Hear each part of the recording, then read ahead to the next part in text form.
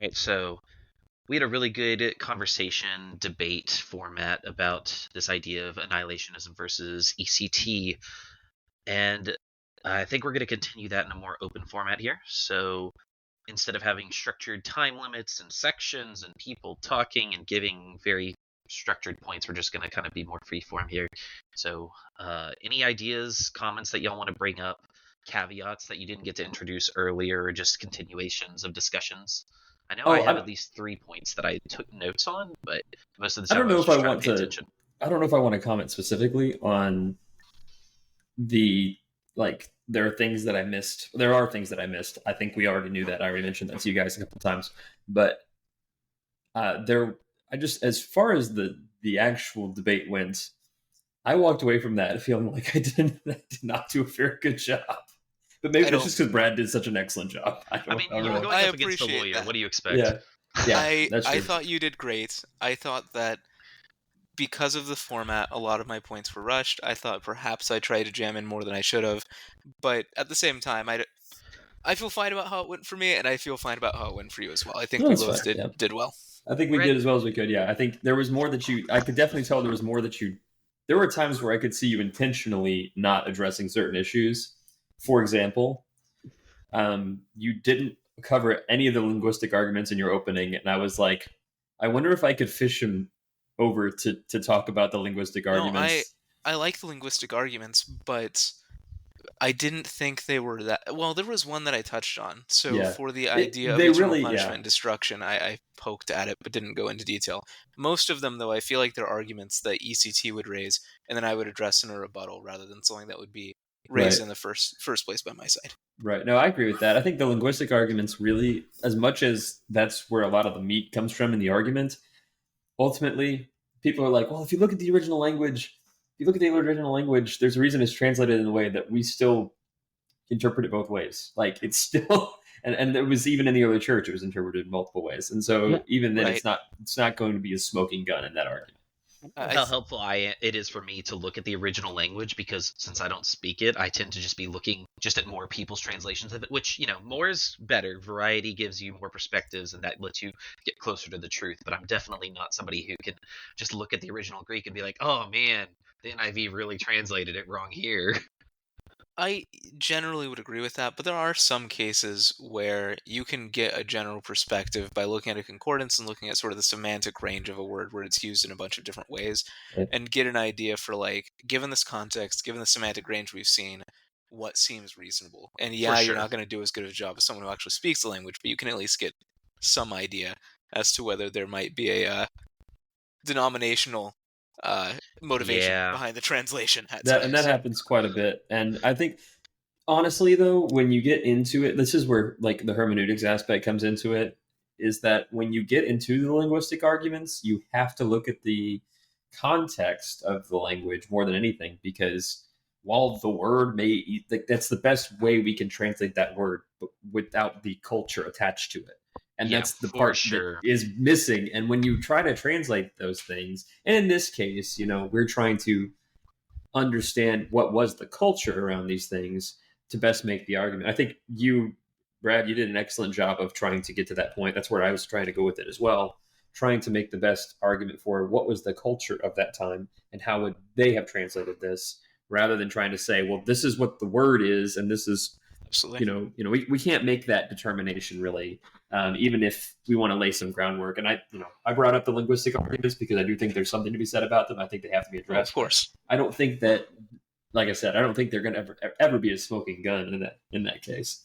One thing I want to mention to that point is there's a very common misconception on this debate. So a lot of times proponents of the traditional view will really spend a lot of time on Ionios and Ionion because, they say it means eternal, and they feel that annihilationists are saying it doesn't mean eternal, which actually for most annihilationists isn't the case. We typically agree with you that it means eternal. We just disagree as to whether you're talking about the event itself or the results of the event. We agree it's a forever thing. It's just, are you forever dead, or are you forever undergoing the punishing process? Whereas universalists, they actually do strongly debate the meaning of the word because neither one of those works for them. Yes, I do have a question on that topic. Okay. Brad, there was something you brought up, and it came across as a bit of a straw man argument to me. So I was hoping you Oof, could give some more clarity to this. I know, sure thing. terrible accusation here. So you mentioned this idea of, okay, well, Jesus saved once, but we're eternally saved. God judged once, but we're eternally judged. So if God punishes once and eternally punished, like, you made this distinct, it seemed like you were saying there that we can't be living, there can't be eternal conscious torment, because that would be punishing eternally rather than punished once and it being an eternal state of punishment. But to That me, was not my intended argument. I okay, see what because you're saying, and I see why it came off that way, but no, that was not my intended yeah, because argument. I think that's what Jordan was trying to get at, was that if God said, if the way of reality works is simply that the punishment that God hands out is this eternal conscious torment, that still does fit the model of God punishes once, but they are eternally punished. So My greater yeah, point was that if you, if I'm correct about the way that Irenaeus works with a verbal noun, like eternal redemption, for example, is the cleanest example from Hebrews 9. If I'm correct about that, which other people who know a lot more about Greek have made that argument, then it's unclear from the term eternal punishment which one of the two is correct. Whereas okay, so you were ECT tries to making use it as a slam dunk. To me, it's kind of a nothing. It could go okay, either so you way. were making the argument that it could go either way, not that it goes specifically towards what you were saying. Yes, having said that, Okay, you probably noticed how Russia was during the debate. I did know that was a confusion that could happen there, and I just didn't take the time to okay, explain it that's why I wanted because to bring it up now, just to make sure I I felt understood. that the time would be better used elsewhere. But you're right, and I'm glad we got the chance to clarify it here. Yeah, and then that's why we're doing this, right? Yeah, I do feel like you said, Rush, this particular topic, I mean, we could have had an hour for each of the sections, and I still don't think we would have really given this all the Well, meat that it deserves. you might be able to No, but debate it for also an eternity. nobody, no, only if we're saved. Nobody, nobody would have watched it if we spent 8 hours on the debate, though. Which is why I think Oh it's yeah, valuable I don't know to what to podcast compress they it. no, would watch, but no, I think you're absolutely right. No, I do think that the subject matter was so deep, and I think we both presented the surface level arguments fairly well, and I think that obviously, if you and I have had these discussions fairly in depth, and we continue to have those conversations in depth. I think that that's kind of the point. I am interested though. Okay, so this is a point that I noticed when I was kind of coming through the debate. I got into the philosophical arguments, and I noticed that you were like, no, let's not have that conversation. Well, okay, before you continue, can I just make one point about that? Absolutely, yeah. So the way I think about philosophy is I think that, scripture and exegesis should be step one of us trying to understand things. After that, I would say theology, this is a common phrase, I'm not the first to say it, but theology is the handmaiden of exegesis, right? And so you can use your theology in some cases to lightly inform the exegesis, but the exegesis is still the thing that's driving the thought process. On the next step down the totem pole, philosophy is the handmaiden of theology. And so, like, it's sort of 2 steps removed from the thing that's most relevant to me. And so that's why I was like, let's not talk about it, because in my mind, it would be, given the compressed nature of the debate, it's putting something that to me seems very low in importance on the same level of something that's very high in importance when we don't have enough time to cover everything. That's right.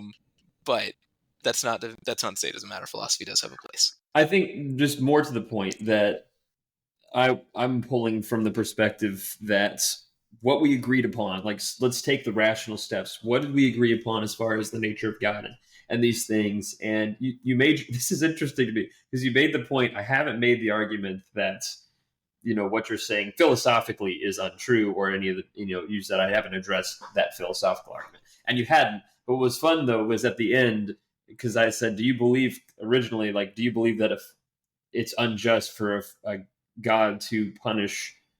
Do you believe this because it's unjust for God to punish people for finite sins with eternal torment?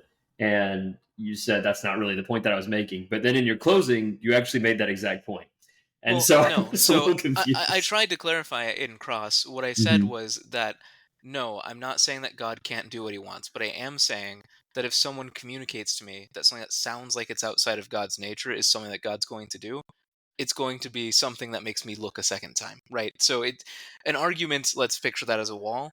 a brick in the wall can be, this sounds like it's outside of God's nature. And so that can be something that you look at and go, this would be counterintuitive. This would be surprising. If you told me God is going to murder all of the babies for no reason other than he feels like it, I wouldn't tell you God has no right to do that.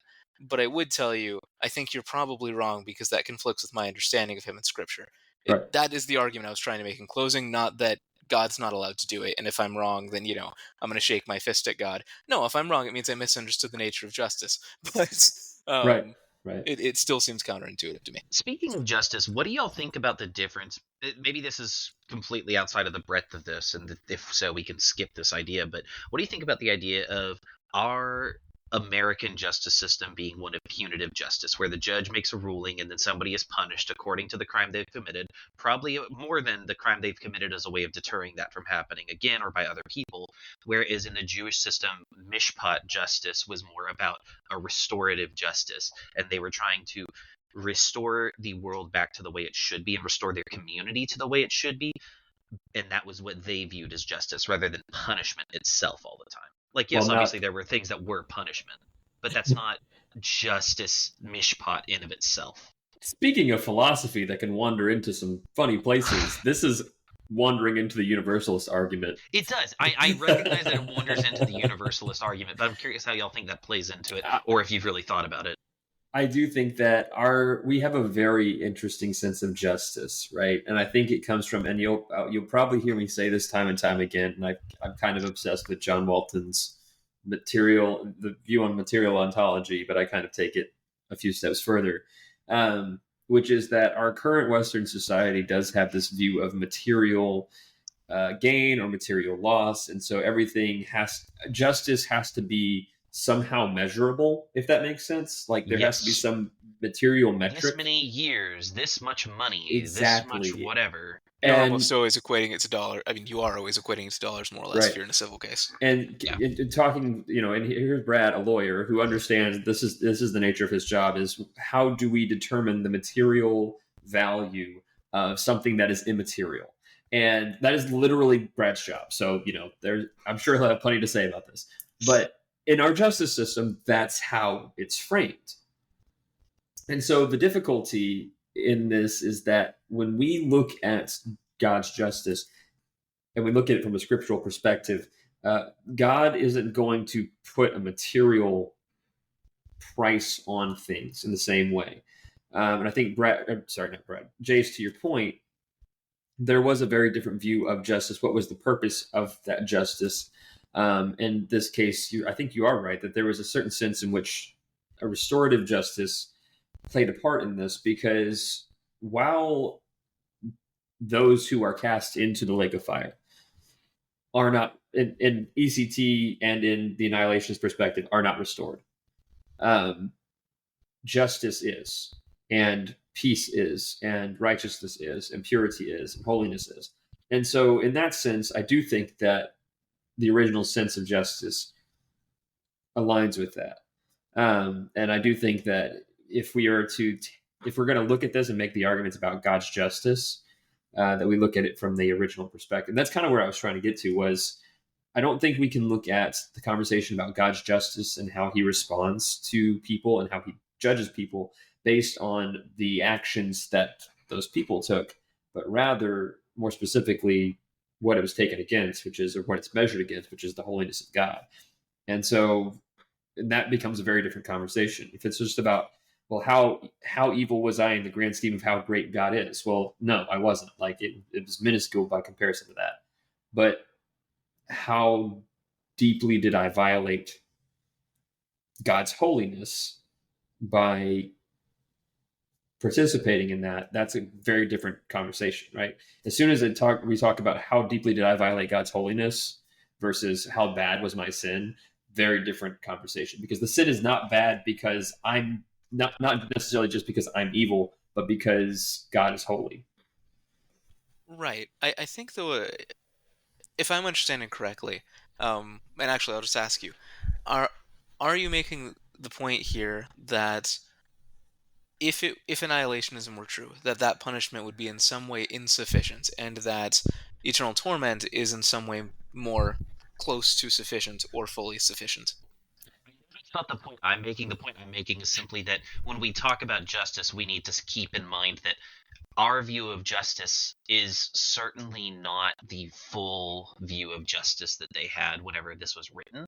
And so we should try and keep that in mind whenever we're framing these arguments and discussions. I'm also going to mention, I'm not trying to say that if God did use annihilationism that he would be wrong or unjust in some way. That's wise, yeah. I am saying that it's well within God's rights to measure us against his holiness rather than our evil or our wrongdoing. Sure, but it's still sorry, go ahead. Where I'm coming from in this is that if the metric of our salvation, our justification comes not from us, but from God's holiness, his justice, his sanctification, then how much more would our punishment come not from ourselves, but rather from God, based on God's sanctification, his justice, his holiness? Right. It still sounded to me like you were sort of assuming that if it were measured against just the nature of the crime against a person, that would be a lesser punishment, and the lesser punishment here is annihilation. Whereas if it were measured against God, then it would be a greater punishment, and the greater punishment is eternal torment. And I think there's a huge assumption here that God would view eternal lack of pleasure as worse than eternal deprivation of existing in God's universe, right? My point is, I'm not even sure that annihilationism, from the perspective of God, is not a worse punishment, or at least on the same level as eternally being punished but still getting to exist within God's creation. I guess I see what you're saying, which is, and I'll restate it so that you understand and we understand that I understand what you're saying, and you can correct me if I'm wrong. But if I'm understanding you correctly, that would make an assumption. What I'm saying would make an assumption that somehow annihilationism is not as bad as eternal conscious torment. And I would make that argument. I would make the argument that it is not as severe. Mostly from the aspect that, we understand that concept that when something ends, it no longer is hurting, right? There is no longer any pain there.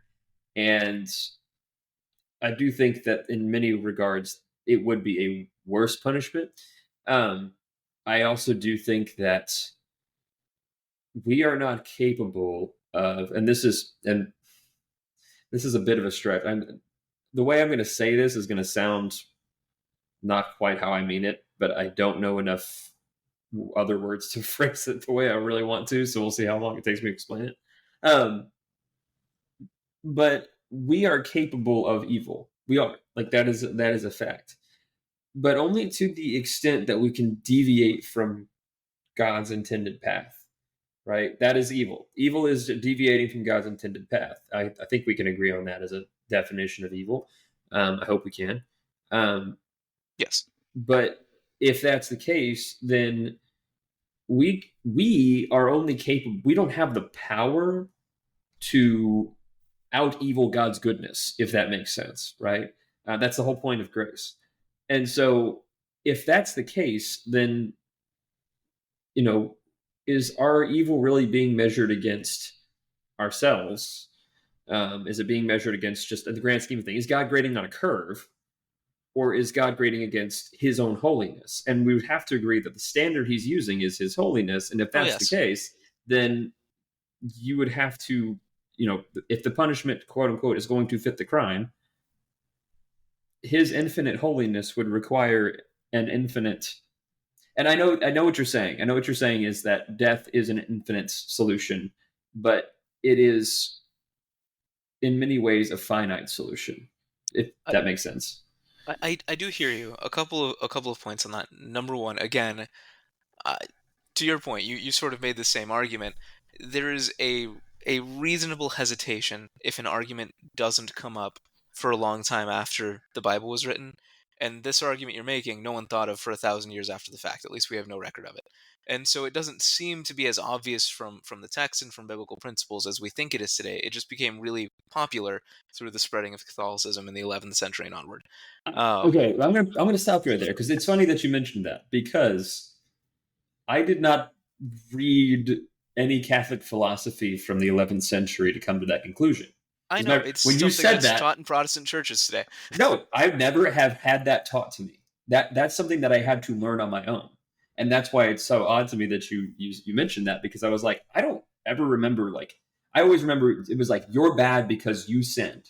That was what I always remember growing up. And I will admit that I'm a recovering legalist, right? But Well, yeah, you're part of the Church of Christ. right, exactly. But I was always taught, you're bad because you messed up, and it's true. I messed up. I did the wrong thing. But I think we've put, especially in Protestantism and in Catholicism as well, the emphasis on us, that we have the ability. It's almost narcissistic. We have the ability to commit so much evil that it takes the force of God to overcome that evil. When in actuality, it's that we have strayed from God and we have violated His holiness. That's the thing that takes God to overcome. The only thing God is overcoming is how far we have strayed from Him and how we have violated His holiness. And I think that that's very deviant from the traditional view in Protestant churches. And so, I mean, I'm sure you could make the argument that, yes, this is a very prolific teaching and all this, but I think that is something that can be assumed if just reading through Scripture. It sounds to me like this is getting into a lot of the idea of different theories of atonement. So penal substitutionary atonement, which was mentioned in the debate, Christus Victor, where Christ came, conquered death, beat Satan, all that stuff, and then freed captives, where like we were slaves to sin and Jesus came and set us free. And all three of them, of course, like have merits and have bits of truth in them, but they're all, of course, images. So at a certain level, they're never going to fully encompass what atonement is and what it means. Right. You know? Anyway. So one point I wanted to make, though, is the Bible says, and this is an unpopular view we've heard over and over, all sin is equal. That's something I've heard over and over in churches, even though it's not in the Bible explicitly. James says that if you're guilty of one point in the law, you're guilty of all of it, and that's where people get this idea. But I would push back on this idea that all sin is equal, which I think you're almost implying by saying all sin is infinite, unless you're trying to get into the idea of like different sizes of infinite sin, like calculus stuff, which I don't think is where the Bible is going. In any event, the Bible says over and over and over that X's sin was great, or he had the greater sin. There's comparisons between sizes of sin, which indicate to me that yes, there is this idea. The core of what is wrong is that you have violated God's ways. But I think it is actually possible for one person to walk further from it than another, which again, I don't think I'm in the majority in thinking that, but I do think that when the Bible uses comparative terms to describe sin several times, that we need an explanation for it, and I haven't found any that's compelling except for the idea that there are different levels of sin, which would imply that it's not all infinite in the sense that you seem to be saying. I completely agree with you. I think that the point that James is making, because we have to keep in mind that James was the leader of the Church of Jerusalem. So this was a bunch of people that were very used to the law, and still a lot of them were trying to find their righteousness and sometimes even their atonement through the law post-Christ, whenever they should be finding their atonement and their righteousness through faith and through grace and through Christ. So I think that's more what he was addressing in that point, is you can't rely on the law for your righteousness because you're never going to be able to fully keep the law. And so I think it's a slightly separate conversation. And I do agree that we take that out of context. But to me, the idea, yeah, of course, there's different levels of sin. Like if I cheat on a test or if I lie to somebody, that's not going to be viewed as big of a sin as if I murder somebody, right? But I think to Jordan's point, our sin at a certain level is finite. One finite might be greater than another finite, but whenever you pair it up against an infinite God, it doesn't matter because he's always right there. So as soon as you turn around, he's willing to take you back. His grace is bigger than anything you've done. So whenever we say all sins are equal, to me, that's more of a fact that we're looking at sin from a punishment standpoint, which I think is just intrinsically the wrong way to look at sin. We shouldn't be saying, oh man, how bad am I going to get punished here? It's more about how can I get back to God? But yeah, when we look at it from a punishment standpoint, if the end result is always the same thing because God's way bigger than we are, then it's going to appear that all sins are equal. But when you start looking at it from I want to keep God's word in order to please God, suddenly those levels do start to matter a lot more. I absolutely agree. My point wasn't in contrast with any of that. It was just to contradict the idea that all sin has an inherently maxed out value and it's all infinite, and you have to, the reason we suffer forever is because all the sin is the same. That was the point I was going against. I feel Okay. like this is the place where I should be saying something, like making a counter argument. It's really hard because the It way also you is a little overly philosophical, philosophical, because yeah. at a certain point it just comes. It almost gets to the point where you're making assumptions in the philosophical argument that are hard to untangle from the beginning. Well, to an extent, yes, but to an extent, like you have to get into the nature of what is sin. Why is sin bad? And if sin is bad because I'm producing something evil, then that's great and all, but like I'm not going to out evil God, right? Um, And I and don't think that's the nature of sin. and I don't think any of us think that's the nature of sin, right? But the other side of that, and as Chase pointed out, is and the redemptive side of things is that because I can't evil God, His grace is always going to be enough to overcome whatever evil I have, and is going to be able to reconcile. Um, but this comes not out of how badly I sinned, right? Because I'm not going to heaven because I sinned less than everybody else, No, of course right? not. For the same reason, people don't go to hell because they sinned more than everybody else. Of course. And so the issue becomes there is no reconciliation, right? Because that's what I guess what I'm getting to is us as people cannot be in the presence of a holy God, and while we may violate the holiness of God, there is an opportunity to reconcile that people who go to hell don't take. That's actually a wonderful segue to something I wanted to talk about. I can see where this is going. So you didn't mention Revelation 14, and I was Did I shocked. not? Did I not? I feel like I Not to did. my recollection. I sure didn't. I didn't have it in my notes. Sorry. No, you're good. I actually I had it in my notes. I didn't have it in the notes that I read to you. So Okay. there we go. So Revelation 14:11. We'll go into it in just a second, but um, actually, okay. So let me phrase it this way. Let me just ask you, what was the reason why you didn't mention Revelation 14? Because it could have been several things. It could be that you don't think this is talking about the eternal state. It could be that you're persuaded by the argument that, Edom's imagery with the smoke going up forever indicates that this is final, and so you didn't want to go down that road. There's dozens of reasons you could have very reasonably not mentioned it, but which one, where are you on it? I think that so it's in my notes. It's one that I had considered talking about, but you kind of addressed the point about the verse in Daniel as well as what's quoted from Daniel by Jesus, and I think that you kind of made the point already. Like I wasn't going to make an argument about that that you were not already that you've not already made at that point. But Okay. the verse in question, by the way,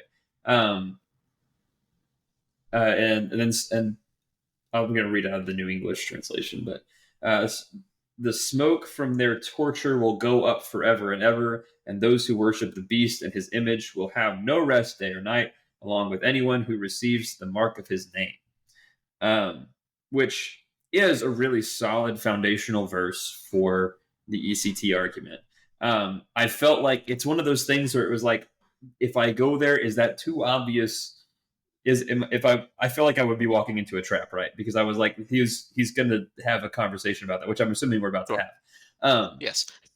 But I do think it does make a very solid point, because this, we talked about in the other verses in chapter 20 and things like that, where Satan and beast and death and Hades are thrown into the lake of fire.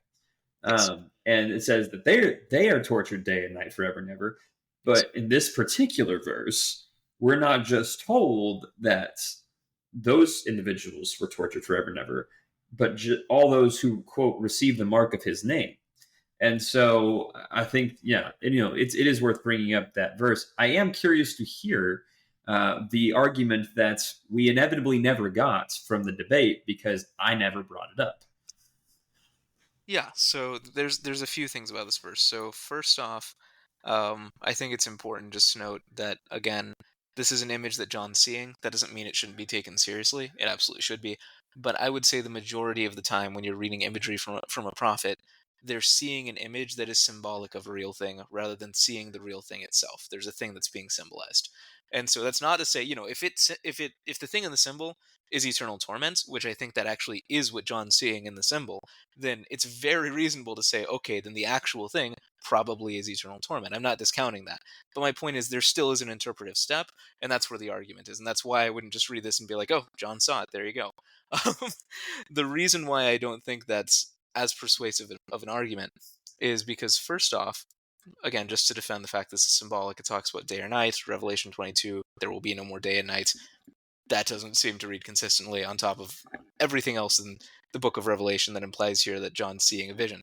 But for this specific vision, in the previous verse, verse 10, it talks about them being tormented with burning sulfur in the presence of the holy angels and the Lamb, which most readings of this will equate that to Sodom and Gomorrah, say this is imagery borrowed from Sodom, which goes back to the same old argument of, well, what happened to Sodom, that if that's the imagery being called on it. And then, more importantly, for verse 11 itself, this image of the smoke rising forever and ever is given in two other places in Scripture. The first time it's used is Isaiah 34, 9 through 10, where it says, "And the streams of Edom shall be turned into pitch, and her soil into sulfur. Her land shall become burning pitch. Night and day it shall not be quenched. Its smoke shall go up forever." And so the thing that smoke is going up forever, the first time it's used, is the nation of Edom, which we actually had a funny conversation before the debate. I asked Jordan, I said, hey, what happened to Edom? And he said, oh, it was destroyed. And then he paused and said, it was utterly destroyed. Which I wasn't going to pull that out in the debate because I thought that would not be fair. But in the afterward discussion, I'm absolutely going to pull that out. Oh, yeah, no, that's fine. And I kind of, I'll admit that I actually knew exactly where you were going with that. And I still said it because, like, in the semantics of it, like, I understand where you're coming from in that perspective. But ultimately, like, yes, we have time and time again where all of these things in Scripture, there is something that occurs, and there's a prophetic nature to what occurs, but it's a foreshadowing of something that happens eternally. For example, wait. Can I say the other of the two places this shows up? Sure. Because it's in Revelation, which makes it feel very much one-to-one. I know what you're talking about too. So in Revelation 18:21, the angel interprets the vision and says, "So will Babylon, the great city, be thrown down with violence, and will be found no more." So you have this image of the whore of Babylon, this great harlot, who's being tormented in John's vision, seemingly forever.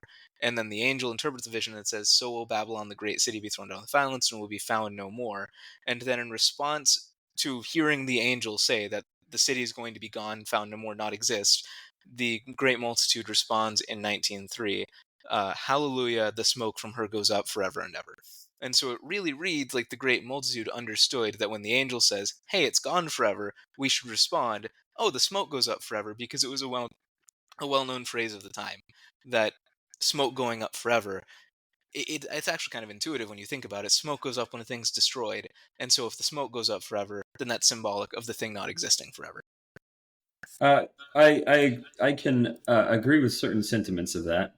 I do think that, though, it doesn't. A lot of your arguments come down to it says this, and that must be exclusively this, or it could be exclusively this. And I think it's really hard to read anything in Scripture as exclusively anything, right? There are times where that does happen, don't get me wrong. But especially when you're talking about, as you mentioned, prophetic language, I don't think that you can ever nail it down to, well, this happened to Babylon, this happened to Edom, and this happened to Sodom and Gomorrah. And these are in no way prophetic or foreshadowing of an eternal nature of God or some other larger nature of God. For example, his reconciliation or his deliverance. He saved the people of Israel. And I would argue that his salvation for the people of Israel, his deliverance, was in many ways eternal, right? In that he made a covenant, and that covenant was meant to last. I would argue that the covenant still endures, and that's the covenant that we offer sanctification from. Paul points that out in Romans, but and in Galatians as well. But I guess my point is, there is a certain extent to which, yes, there were some things that happened and that shows a nature of God in the physical sense where we can observe it. But there is an eternal nature of God that is unobserved. And I suppose that's really where I have difficulty with things in this argument, is because I feel like a lot of it is, well, a lot of the arguments are based on a lot of phrases and some phraseology that is meant to explain things in the observable world that take place in the unobserved eternal realm. And that makes this argument very difficult, because now you're saying, okay, well, look, all of these things that he's talking about, all the examples he has, they all had a finite ending. Well, yes, because we live in a finite world, right? There isn't going to be an example of something that lasts forever, and that's the difficulty. Right. So my trouble is, if you're coming at this from my view, more of just a textual perspective, more so than a philosophical one. Ouch. I didn't mean that as a ding. It sounded to me like that was the difference between the arguments, and perhaps it's rooted out my own bias. But it seems that, when Peter, for example, explains why it's an example, he doesn't say, this is an example because we needed something that was, you could see, and it's, very temporal, but you get the idea. There's going to be a bigger, more perfect image later. He doesn't use that language. Instead, he says it's an example of what's going to happen to the ungodly because they were reduced to ashes and condemned to extinction, which that seems somewhat straightforward to me. But how can he? But I'm just trying to figure out, how would he phrase that they like the way you are. He would say, just as you know that there is a fore image that is temporary and an after image that is eternal, the same thing is going to happen in terms of the loss. Like, just like we have this and the other thing about this just kind of goes back to the previous discussion we were having about, a permanent sin that I wanted to come back to with Revelation 14, this idea that God has to punish it eternally. It says in Revelation 14 that this is all happening in the presence of the Lamb. Where is that verse? I'm missing exactly where it is. It's in the chapter. Oh, it's in 10, at the end of 10. He will also drink the wine of God's wrath, poured full strength into the cup of his anger, and he will be tormented with fire and sulfur in the presence of the holy angels and in the presence of the Lamb. And the smoke of their torment goes up forever. Yeah, Yep. so that's 14:10. And so it seems counterintuitive to me. You said in cross-examination that you thought God would rid his creation of evil, and it seems at least this scene is happening in the presence of the Lamb. That seems surprising to me if we're interpreting it as a thing that goes on forever. Like, if you want to go hang out with Jesus in eternity, you have to go sit down and watch people get tortured. It just seems counterintuitive. I don't know that that's, well, okay, again, this is a verse that is meant to be interpretive. Like, it is meant to be imagery, and we know that. I'll offer a very different perspective in a moment when you finish. I'm curious to hear where Jace takes this, but to your point, Judgment Day is going to happen, and it's going to happen in the presence of the Lord. I don't think that just because it's happening, it's being observed, infinitely. Quite opposite, as a matter of fact. I believe that because it has happened, it is, God is going to commit that, and his presence will be removed from it. That is actually the worst part of it, I think. And so, I don't know. I just think there is a lot to be said about this, and I also don't. Depends on how you interpret this particular section of Revelation, as well as being the eternal nature of hell, or being, if you take a more historical approach, which I don't, you could argue that this is actually just a historical event that he's talking about. But I wouldn't make that argument, but one could. But I guess my point is, depending on how you interpret this, this may not be talking at all about the nature of hell. Anyway, Jace, I'm curious. What are you thinking? One could indeed. I tend to take the view of prophecies that every prophet, Old Testament, New Testament, whatever, they're speaking images of their current time to the audience that is there so that they can understand it. I think that the book of Revelation, for the most part, is written to encourage churches that are undergoing a very heavy persecution. This passage in particular, we get these three angels, right? So with the second one, fallen, fallen is Babylon the Great, she who made all nations drink the wine of the passion of her sexual immorality. In the audience that first heard this, that's Rome. That's what they hear. No question whatsoever. That is what the first audience heard whenever they heard that. And this is a proclamation of like, Rome is going to fall, which is a huge proclamation to make during their time. And then we get to this next part. If anyone worships the beast and its image. Okay, so the temple tax, how familiar are y'all with that? Not the temple tax. Whenever they ask Jesus, like, should we pay taxes to Caesar? How familiar are you with the process of that, of what that entailed? I am very familiar with the process of paying taxes. As am I, Okay, unfortunately. so this tax in particular, what had to happen is you had to purchase a coin that had Caesar's image on it. And written on the coin was some variation of "All hail Caesar, the great and mighty," Caesar, son of God, Caesar, all these different phrases that we actually see applied to Jesus in the New Testament. A lot of them are applied to Caesar on these coins, which there's a theory that the things that are said in the New Testament, the wording is chosen specifically to be a way of saying, no, that you shouldn't be worshiping Caesar. This is who God is. But that's another conversation. But they had these coins with these words on them glorifying Caesar as deity. That's very well historically recorded.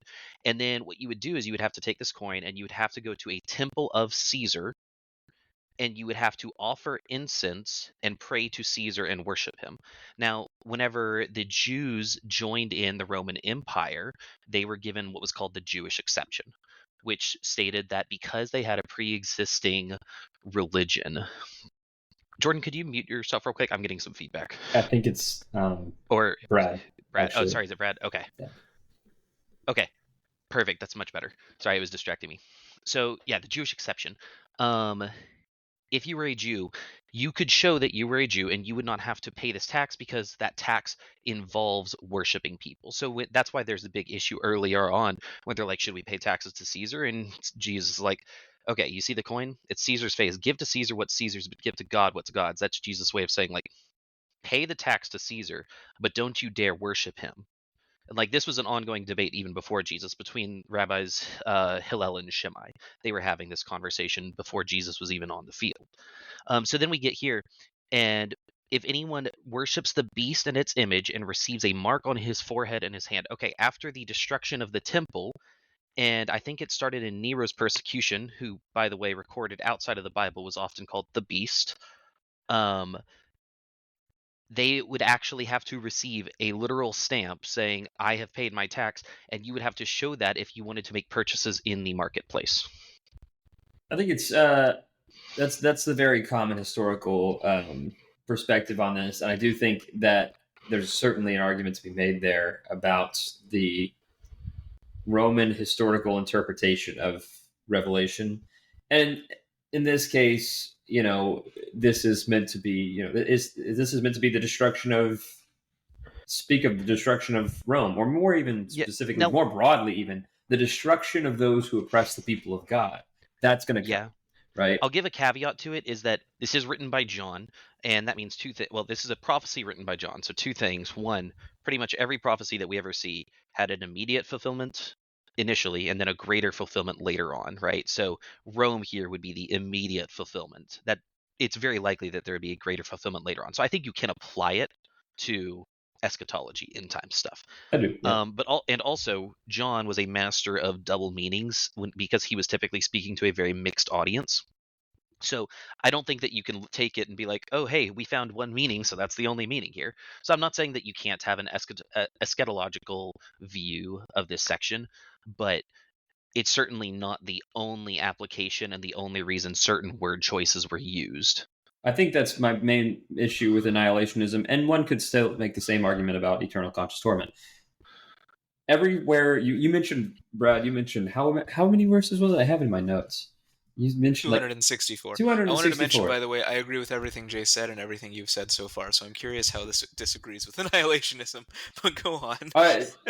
I think that you can't exclusively read any of the, like, when you're reading through these verses, the 264 verses that you mentioned, none of them conclusively, I would argue, point to annihilationism. because many of them are not exclusively defined or translated or interpreted to directly mean one particular event or thing. There are some that are, and I'm not going to try to discount that, but by and large, 264 verses do not directly support annihilationism. 264 verses could support annihilationism. That could be one reading of it, if that was the only reading of it. But the problem is, many prophetic writings don't have a singular, objective, exclusive interpretation. And I think there's really no way to conclusively argue for annihilationism based on a lot of those verses. So I would agree with you insofar as there's no way to argue for anything conclusively eschatologically, but I would disagree with you insofar. It almost sounds like what I you're will saying. conclusively say that Christians get to go to heaven for I the most suppose that's part. yes, but even then you get to define, okay, what's heaven? Because there are some people who think there's soul sleep until Judgment Day. Some people think you go to paradise in the first place. Some people would call that paradise heaven. Some people wouldn't. Some people say this united heaven and earth is a spiritual thing. Others have a more materialistic view of it. I have my own thoughts on those things, and I think obviously I think the scripture points to what I think, but everyone thinks that.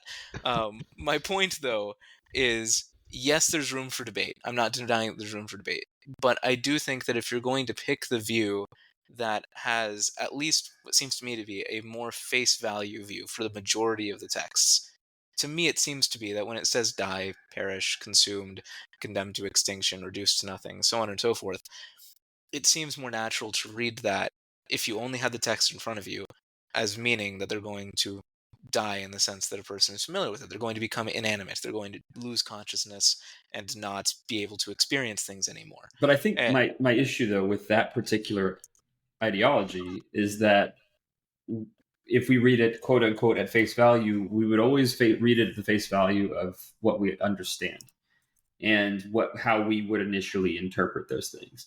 And I think that our understanding of death may not align completely with the initial audience's understanding of death. And so when we see death, destruction, things like that, and we just think, oh, well, my understanding of death would indicate that at face value, that's what this means. But that's an assumption that our face value of death would be the same face value as the original audience. I agree, which is why I think you need to look at the context of those verses. And when it says, for example, fear not the one who can kill the body, and it's talking about the literal killing of the body, he's not talking about a metaphorical killing of the body. He means, don't be afraid of these people trying to literally kill you, but fear the one who can kill both soul and body in hell. I think that's one very reasonable place to look for an explanation of what they mean by killing soul and body. It's paralleled to killing body. At least the killing body seems to be the same in both stanzas. And so one would think that if it's the same killing that's happening to the soul, it seems reasonable to think it's the same thing. And I would also just push back on this idea. It feels to me like you're saying, well, look, there may be a different definition of death going on here. And if you can point me to a passage that says that explicitly, then I'm here for it. But most of the passages that seem to be defining this seem to read in the context of actually dying. Like, for example, again, talking about being God ridding his creation of evil, like you talked about. You're either saying that they stop existing, which I don't think is what you're saying, or you're saying that creation has to be defined such that part of creation is not part of what exists is no longer in creation, which that seems mind-bendingly jumping through linguistic hoops to get to that point to me. But I don't think it's jumping to that many hoops myself, but that's just my personal opinion on it. I think I could probably talk more about that. No, you're fine. I'm not trying to be too critical. I think that's the point, though, isn't it? To be critical. But to your point, I think I'll probably save that discussion for Jason and I's debate over Genesis 1 through 11. Oh boy. Because I think that falls into the realm of functional ontology. And I think that's where that conversation. That's a fair point right there. My question is, you're talking about we need to put it in context. So consistently throughout the Bible, we see that the Hebrew people, the Israelites, Jewish people, whatever they're called at any given point, define a lot of their ideas about the universe and about existence in terms of similar ideas to other cultures around them. And my understanding of the Greek culture, and I could be totally wrong here, I thought that in Greek mythology, which for the most part is the surrounding culture around them, Hellenism, is that when people died, they would either go to like the fields of Elysium or they would go to Hades, where they would like continue in existence, or there was some like middle ground area. I don't even remember what that one was called. But I thought that for Greek mythology, at least, there was some idea of continuation of existence. Now, caveat being, a lot of that probably is informed by Plato and his teachings and those earlier Greek philosophers. But it does seem strange to me, like, if the Greeks had a completely different idea and understanding of what happened after you died, especially like in terms of what happens to the lost, than the Hebrew people did, when there's all these arguments between the Essenes and the Hellenists and the Herodians and the um, The Sadducees, Sadducees. Yeah. Pharisees, Yeah. Zealots. Like, if everybody's arguing about all this stuff, and they do have a lot of eschatological arguments, like two-part versus three-part, Mm-hmm. why do they never seem to address, at least in scriptures or writings that I'm aware of, um, this difference between them and the culture around them? Because I'd imagine that the Herodians, especially, would have had a lot of their views of the afterlife influenced by the Greeks because they subscribed so heavily to Hellenism. I think you're right, and I think that I think they do. Go on. yeah, no, Oh, I okay. agree with that. I agree, Brad, that they do. And one of the arguments that annihilationists often make about ECT is that, well, that was just that viewpoint was formed out of a Hellenistic view of the soul and is formed out of Plato's view of the soul. And to some extent, you may that may be a relevant argument that's how they formed their view. And that distinction is never that distinction is never drawn, and for again reasons we can talk about in depth later, that God is not going to sit down and write us a book on eschatology. I mean, there's Yeah, no way we'd ever fully understand it, and so we just kind of have to ascribe what we know to what we currently understand. And a lot of times, I think that was the case. Why they started applying so many views from Hellenism into their eschatology, mostly because there were so many gaps to fill, and there really wasn't much specificity in that. I do think it's interesting though, because while there are, like, I'm not saying this stuff doesn't matter and that this stuff is irrelevant, because I think very clearly there were certain ideologies in the day when Jesus was around that he immediately dismissed, and very, very strongly dismissed. For Yeah, example, one the of his Sadducees. one of his first ministry things was dismissing two-part eschatology and preaching three-part eschatology instead. Right. Well, and like, what does he say to Mary and Martha? Mary and Martha clearly believed in the resurrection. Sadducees obviously taught that wasn't a thing. But Jesus establishes that there is a resurrection, and not only does he establish that there is one, that he is the resurrection. He even says that.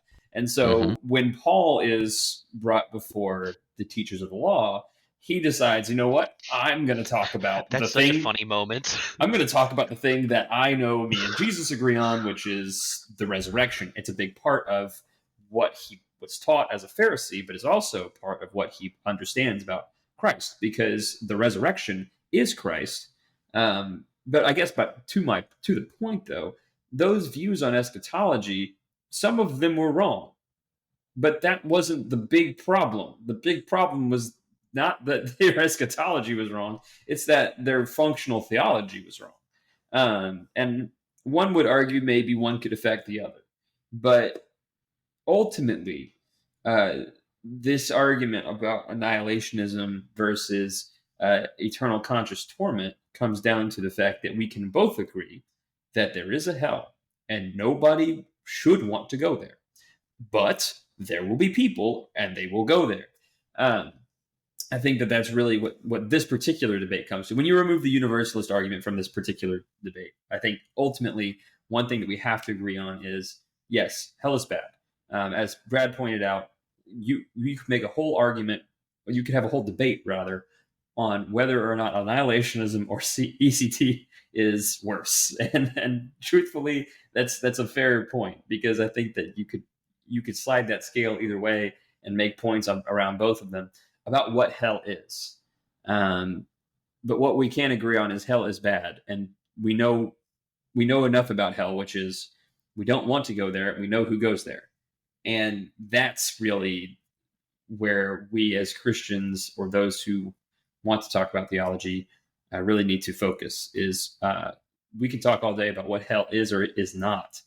Ultimately, though, we have to talk about why we don't want to go there, or more specifically, why we want to go to heaven, which is the alternative. I personally believe that it's more important for us to want to go to heaven than it is to not want to go to hell. But Absolutely. I think that that's where this debate really has to fall, is we're going to agree to disagree on this. But what we can agree on is the need for us to seek out God and to seek to live with him eternally and to have what is an eternal life. And there's no debate on that our life with God would be eternal. Yeah. I wonder if so much of it was just never addressed never directly and explicitly addressed, simply for the fact that it's not the point in the end, like you're saying, is that, that's not what motivates us at the end of the day. So if you're reading this book and accepting the message in the first place, then, well, hopefully this doesn't apply to you anyways. And also because I don't think that we should ever be driving our evangelism by fear, which there's definitely been a history, especially in recent decades. What, in the 1960s evangelism? Evangelicalism? What are you talking about? Anyway. You mean that we're trying to threaten people into being Christians? That's definitely what Jesus wanted, right? Well, it's a good thing no one ever did that in ancient times. No, never. Or still does it, Yeah. I agree with you that we shouldn't use it as a tool for evangelism, but at the same time, Jesus talked about it more than anyone else did, and I think that it's a fair warning. In fact, I would argue it would be unfair not to provide the warning. But saying that while agreeing with you, I think it has been very much overused, and if you're using it as any more than sort of a one-time warning, then at that point you are most likely overusing it. But now, admittedly, go ahead. I was just going to back up to your previous point you had made about, why isn't this more talked about in those writings, if there was a disagreement. I wanted to point out a couple things with that in conjunction with, I had made a comment about the Sadducees and Essenes, and I felt a little bit like, by virtue of the fact that I glossed over it, the wrong impression was given off. I wasn't saying, well, the Sadducees said it, so it's right. I was saying instead that there were different views on the afterlife. It seems the Sadducees believed, as we know, that there was no resurrection. From what I've read, it seems, and in fairness, I don't have these writings in front of me, so I can't back this up right now, but I've been told that the Essenes believed that in a resurrection followed by an annihilation. We have in the Gemara, in Shabbat 33b, it says the judgment of the wicked in Gehenna lasts for 12 months, which that was, as far as I'm aware, a view of the Pharisees at the time, that people would be in Gehenna for 12 months and then stop existing. Which all of this is, groups that agreed with the resurrection. So I'm not saying that because any of them are right. I'm just saying there were these ideas circling. And then to more directly to Jace's point about people sort of arguing about this during that time, in 330 at least, Arnobius of Cicca was talking about Plato, and he says, what does your Plato also, in the book which he wrote on the immortality of the soul, name the rivers Acheron, Styx, Cocytus, and I'm not going to try to pronounce that. Pyriphlegethon, and assert that in them souls are rolled along, engulfed, and burned up. And then he makes this counter argument: but what man does not see, that which is immortal, which is simple, cannot be subject to any pain, that on the contrary cannot be immortal, which does suffer pain. So Arnobius had this idea that was popular at the time in sort of the annihilationist church fathers, those that were, George would argue, a minority, which is 6 of one, half a dozen the other. Will push that debate down the road, but at least Arnobius was arguing that if a person was immortal, then they couldn't experience pain. So how could you possibly have immortal people in hell that are suffering? Which is not an argument that makes sense to us today, but at least in his mind it made sense that if a person's immortal, then they can't have pain. Well, and he ties that back directly sorry, to what Plato. in the crucifixion is he talking about? Oof. Well, Christ's body wasn't immortal, though. But that, all right, that's a whole other debate. I'm not going to get into right now, because you're right. His body was not immortal, but he was, and so yes, yeah, you get the point. Anyway, and that goes into as well, because if we're going to talk about Revelation, the Nicolaitans that falls into their category of arguments as well. But we won't get into that tonight because there's Yeah, that can be another conversation altogether. There's absolutely no way we're going to cover all that tonight. And I think I think our discussion has been rather thorough. I think we've fairly well. I'm not going to say we're ever going to conclusively and Sure, we will exhaustively one day. cover this topic. We'll figure it out eventually. Yeah, we'll get there. Yeah, you think we'll get there? All right. Just give it a week. I'm sure. Give it a week. Yeah. Well, iron everything I just meant once we died. Yeah, that's all right. Well, I do want to real quick before we get into the conclusion. Let's discuss what our next move is. I believe what's on docket is that Jason and I are going to debate Genesis 1 or the first portion of Genesis. Is that something we you want to discuss do? that? Can I do one more piece that I really wanted to cover just briefly? Sure. Okay, so I just wanted to point out an area that could be very confusing to someone who hadn't maybe studied this, which is, and I'll just let Jordan explain it if he wants to. Jordan, if someone's listening to all this and they're saying, well, look, I know about heaven and hell, but y'all are talking about all these other places. Like, I heard you talk about Hades, and isn't that like a Greek god? And there's Gehenna, and Don't forget Tartarus in Second Peter. I was gonna bring up Tartarus. This Jace guy is bringing up Tartarus. Like, what are we talking about? What are all these places? I think Brad mentioned Paradise or Abraham's bosom or something. What's going on? So, Jordan, could you just give sort of a brief overview of why, in my view, not all of those places would be relevant to the discussion of what happens in eternity, but some of them would be? I think we addressed this slightly earlier when we talked about the fact that in several occasions, eschatology was affected by the views of the day. And I think that that's fair. Several of these places, Brad, mute yourself.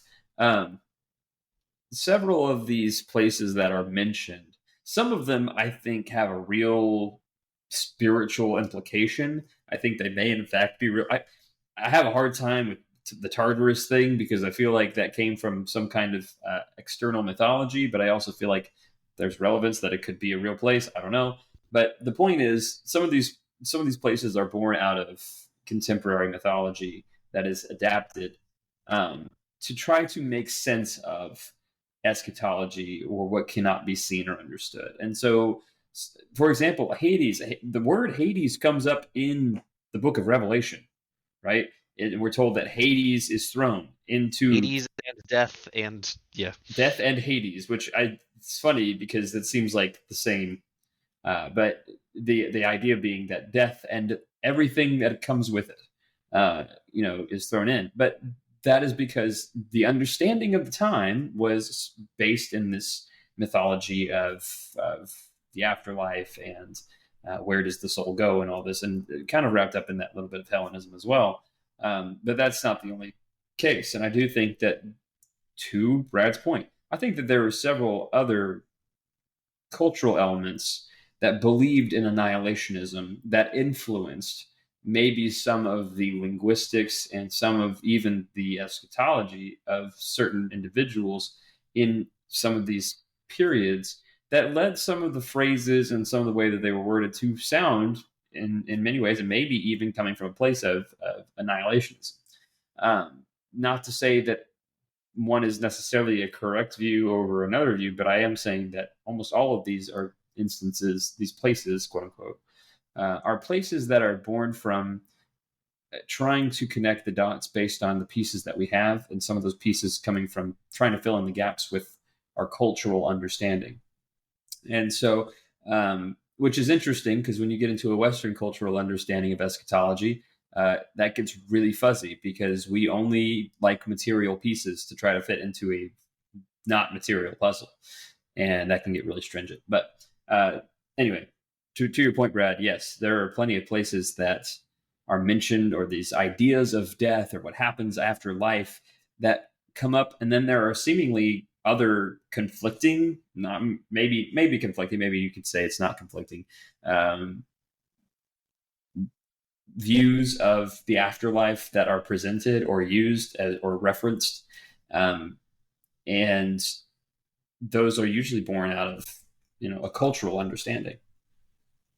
Yes, and if I can add just one thing to that, one way that this is understood by some people, and I would hold this view, but I'm sure not everyone does, is that when Hades or Sheol are referred to, that refers to the grave, which may be literally just the ground, or it may be an actual conscious place where the soul is, until Judgment Day. And then post Judgment Day, when Hades is cast into this lake of fire, that's sort of the transitioning into Gehenna, Lake of Fire, Valley of the Sons of Hinnom, which is more of the permanent final place. Um, so you sort of have a pre-Judgment Day destination followed by a post-Judgment Day destination, and that's by no means something that everyone agrees on. But I do think that is, Jordan, correct me if you disagree, I'd say probably the majority view within Protestant circles. I would say it's But not even just the view within Protestant circles. I would say and that Catholic as well, yes. I would say most Orthodox views, even within Judaism, pre-Jesus, that is a fairly predominant view. Right, which is why I think neither one of us brought up Luke chapter 16, which is the scene with Lazarus and the rich man, and Right. the rich man suffering, because that takes place in Hades, and so it wouldn't be as applicable to the final state post Judgment Day Right. of the lost. I don't know. I think I want to take the parable literally and take the very literal parts of. All right, so I think that about wraps up our discussion over this. We would always appreciate questions, comments, further discussion. There's lots of good resources out there. I think in the debate, and we're probably going to repost them here, all the materials that both Brad and Jordan used for coming to their conclusions and researching this. And there, like I said, are so many more resources out there, probably resources that are even better than the ones that are going to be listed. So go do your own digging, go find it, start up discussions with other people. Like I said at the intro in the first one, when we make space for God, he's going to fill it. And I think that one of the key ways that God speaks to us through the Holy Spirit is through his scriptures and through the community of Christ in the church. So dig into the word, talk about it with other Christians, and I think you're going to find a lot more truth than you ever thought was going to be out there.